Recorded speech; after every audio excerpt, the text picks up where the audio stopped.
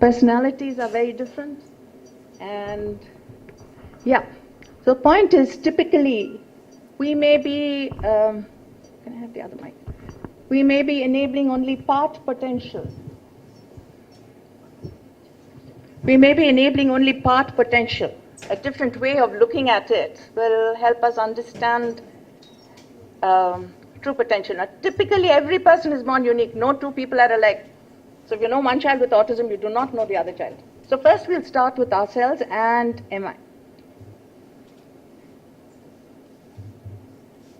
Typically, we think of intelligence, people being more or less intelligent, or not intelligent at all.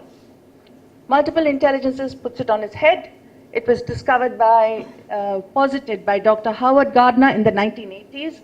It's almost 25 years now since he started it. I found it fascinating. Because the watchword is, it's not how smart you are, it's how you are smart. It completely flips it. It says it's not a more or less, it's just that we are all differently smart. You can create many things. And that's another thing about multiple intelligence. It's not a random ad hoc thing. Every intelligence has what is called core competencies. It can be encoded differently. It has its own developmental history. It's quite fascinating. So every intelligence has its own developmental history, evolutionary history, core set of competencies, and only then is it a criteria. So first we have the linguistic intelligence, then we have the musical intelligence. This is the intelligence of people who are exceedingly good with tone, pitch, timbre. The A.R. Rahmans. He gave Mozart and Beethoven as end-state performances.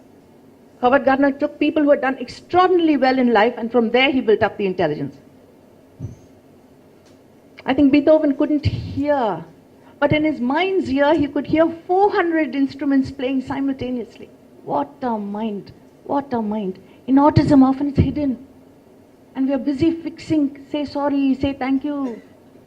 You're fixing and blocked doors. So the musical intelligence of composers, singers, instrumentalists. Then you have the logical mathematical intelligence, the intelligence of the inventors, the Edisons, the statisticians. People are very good with numbers, very good with logic, judges, who can think logically. This is the third intelligence. It's not less or more important, it's just different. The fourth one is the spatial intelligence. This is the intelligence of artists, of architects, people who can create. Lutyens, Delhi, you're given a space and say create a country. Our children with autism, one of them can take an air trip around America and come back and draw the whole thing.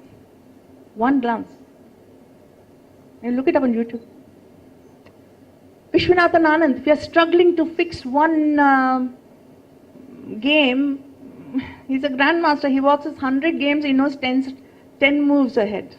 Spatial intelligence. What's my time like?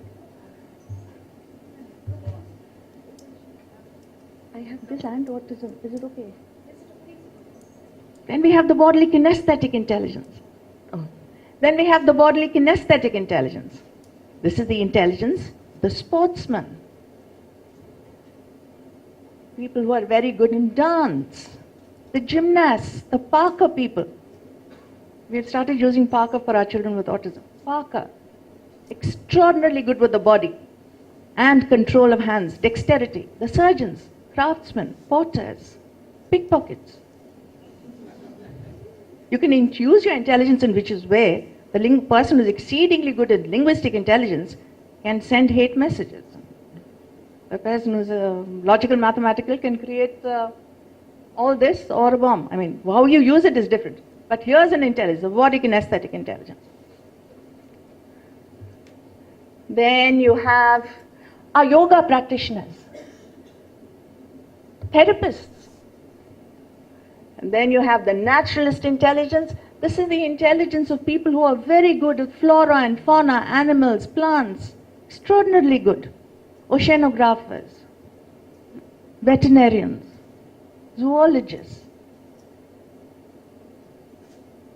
easy with animals, easy with plants. They look at it and they know what to do with it, not just talk. They know what to do with it. Almost insightful. He gave Darwin as the role model here. Then we go on to the